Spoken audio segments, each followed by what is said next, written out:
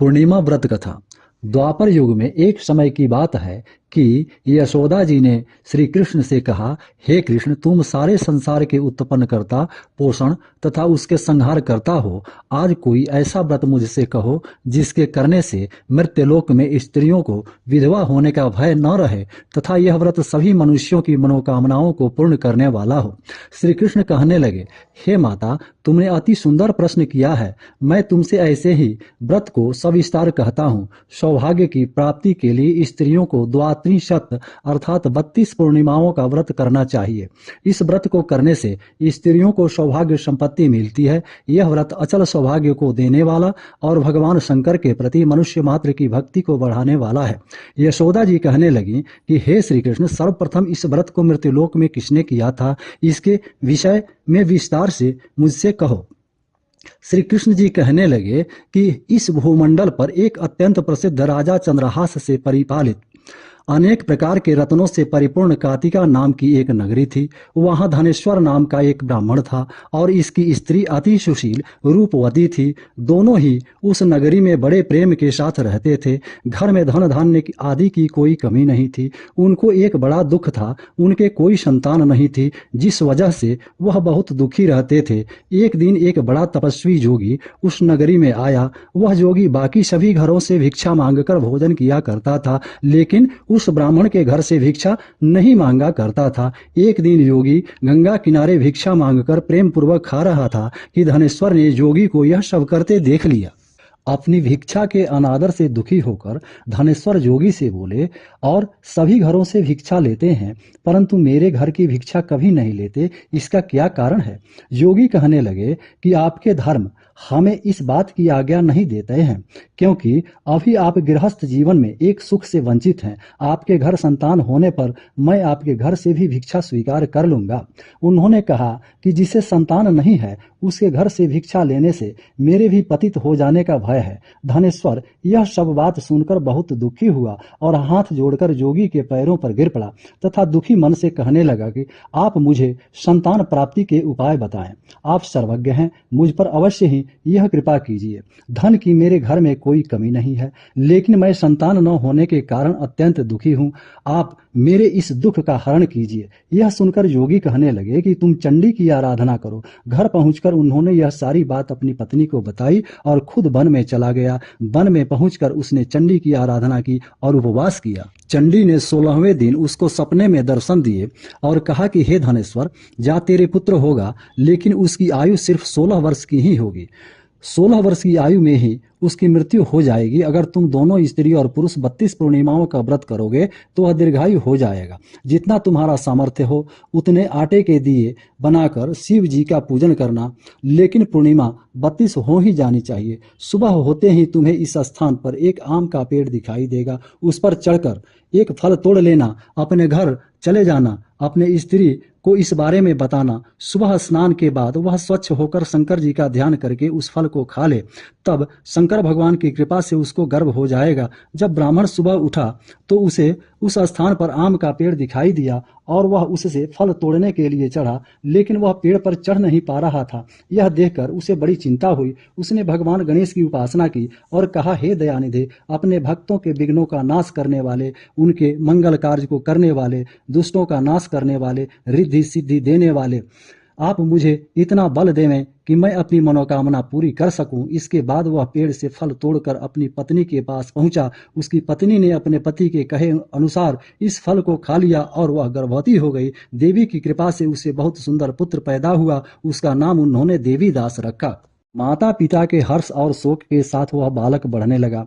भगवान की कृपा से बालक बहुत ही सुंदर था, पढ़ाई लिखाई में भी बहुत ही निपुण था। दुर्गा जी के कथनानुसार उसकी माता ने 32 पूर्णिमा का व्रत रखा। जैसे ही 16वां वर्ष लगा, दोनों पति पत्नी बहुत ही दुखी हुए, कहीं उनके पुत्र की मृत्यु न हो जाए। उन्होंने सोचा कि अगर उनके सामने यह सब हुआ तो वे कैसे देख पाएंगे। तभी उन्होंने देवीदास के मामा को बुलाया और 1 वर्ष के लिए देवीदास को काशी में पढ़ने के लिए भेज दिया। 1 वर्ष इसके बाद उसे वापस लेकर आ जाना। देवीदास अपने मामा के साथ एक घोड़े पर सवार होकर चल दिया। उसके मामा को भी यह जानकारी नहीं थी।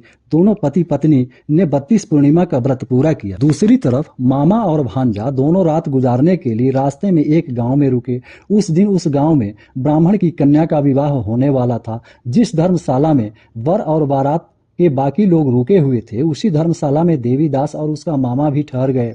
उधर कन्या को तेल आदि चढ़ाने के बाद जब लग्न का समय आया तो वर की तबीयत अचानक खराब हो गई। वर के पिता ने अपने परिवार वालों से विचार विमर्श करके कहा कि यह देवीदास मेरे पुत्र के जैसा ही है, मैं इसके साथ लगन करा दूं और बाद में बाकी सारे काम अपने बेटे के साथ पूरे हो जाएंगे। ऐसा कहने के बाद वर के पिता देवीदास को मांगने के लिए उसके मामा के पास गए और उन्हें सारी बात बताई। मामा ने कहा कि कन्यादान में जो कुछ भी मिलेगा वो हमें दे दिया जाए। वर के पिता ने बात स्वीकार कर ली। इसके बाद देवीदास का विवाह कन्या के साथ संपन्न हो गया। इसके बाद वह अपनी पत्नी के साथ भोजन न कर सका और मन में विचार करने लगा कि न जाने यह किसकी पत्नी होगी। यह सोचकर उसकी आंखों में आंसू आ गए। तब वधू ने पूछा कि क्या बात है, आप उदास क्यों हैं? तब उसने सारी बातें अपनी पत्नी को बता दी। तब कन्या कहने लगी कि यह ब्रह्म विवाह के विपरीत है।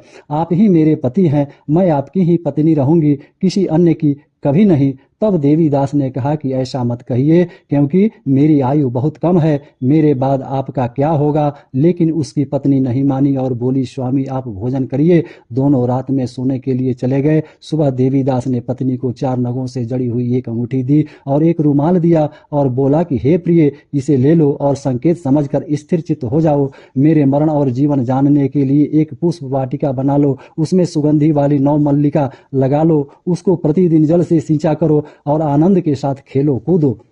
जिस समय और जिस दिन मेरा प्राणांत होगा उस दिन यह पुष्प सूख जाएंगे। जब यह फिर से हरे भरे हो जाएं तो जान लेना मैं जीवित हूँ। यह समझाकर वह वहां से चला गया। इसके बाद जब वर और बाकी बाराती मंडप में आए तो कन्या ने उसे देखकर कहा कि यह मेरा पति नहीं है, मेरे पति वह हैं जिनके साथ रात में मेरा विवाह हुआ है। इसके साथ मेरा विवाह नहीं हुआ है। अगर यह वही है तो यह बताए कि मैंने इसके क्या दिया है, साथ ही कन्यादान के समय जो आभूषण मिले हैं उन्हें दिखाए।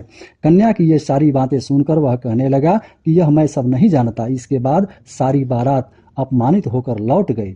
भगवान कृष्ण बोले, हे माता, इस प्रकार देवीदास काशी चला गया।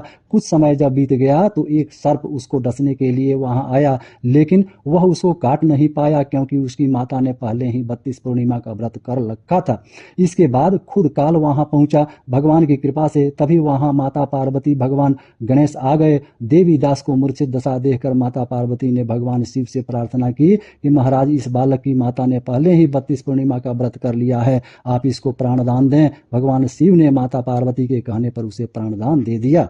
उधर उसकी पत्नी उसके काल की प्रतीक्षा कर रही थी। उसकी पत्नी ने जाकर देखा कि पुष्प और पत्र दोनों ही नहीं हैं, तो उसको बहुत आश्चर्य हुआ। और जब उसने देखा कि पुष्प वाटिका फिर से हरी भरी हो गई है तो वह समझ गई कि उसका पति जिंदा हो गया है। इसके बाद वह बहुत ही प्रसन्न होकर अपने पिता से कहने लगी कि मेरे पति जीवित हैं, उनको ढूंढिए। जब 16वां वर्ष व्यतीत हो गया तो देवीदास भी अपने मामा के साथ काशी से चल दिया। इधर उसकी पत्नी के परिवार वाले उसे ढूंढने के लिए जा ही रहे थे कि उन्होंने देखा कि देवीदास और उसका मामा उधर ही चले आ रहे हैं।